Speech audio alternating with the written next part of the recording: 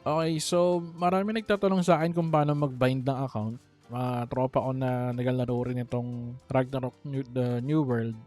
So, tatanong nila, paano ba mag-bind ng account? So, sa mga hindi nakakaalam, pwede kayo mag-bind ng account sa limited time event. Click nyo lang to. Then, sa pinakababa, account binding. So, dati kasi may issue to, yung bind email. Pagka magbabind ka ng email account or email address, hindi siya nagsisend ng verification. So ngayon, kanina sinubukan ko ulit.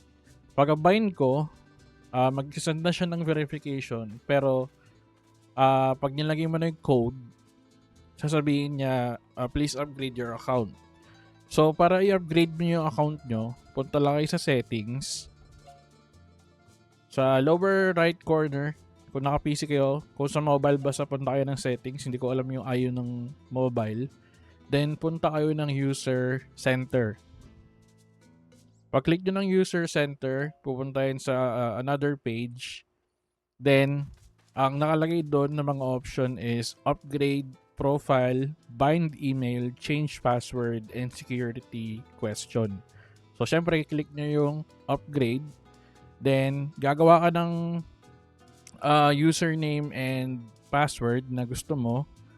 Make sure lang natatandaan nyo just in case na makalimutan nyo, yung kasi yung gagamitin yung login. But I think kung nakalagin siya sa different platform or different logins like Facebook, Gmail, pwede naman. Pwede nyo pa rin gamitin yun. Pero mas okay na syempre tatandaan nyo yung password. So anyway, pagka-upgrade nyo nun, lalagay nyo lang yung gusto nyong username and password.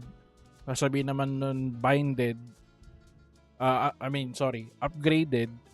Then, balik kayo ulit sa limited time event. Dapat nakalagay na dito yung Gmail. No, sorry. Dapat wala pang nakalagay dito. So, pag click nyo yung go, pupunta siya sa browser. Ililogin nyo or input nyo yung email na gusto nyo or dummy email. In any case na gusto nyo ibenta yung account, pwede kayo gumamit ng Gmail na dummy. Then, mag-send siya ng code.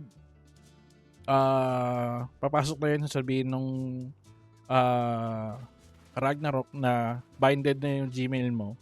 Then, balik kayo sa game. Set nyo yung password dito. 6-digit password yun. So, kayong bahala dun. Then, pagka set nyo, pwede nyo nang maklaim tong costume. Okay? So, if may question pa kayo, comment lang kayo sa dito sa video na to. And then, marireply ko kayo. Alright? Thank you guys. Yun lang. Sana makatulong tong video na to. And happy leveling.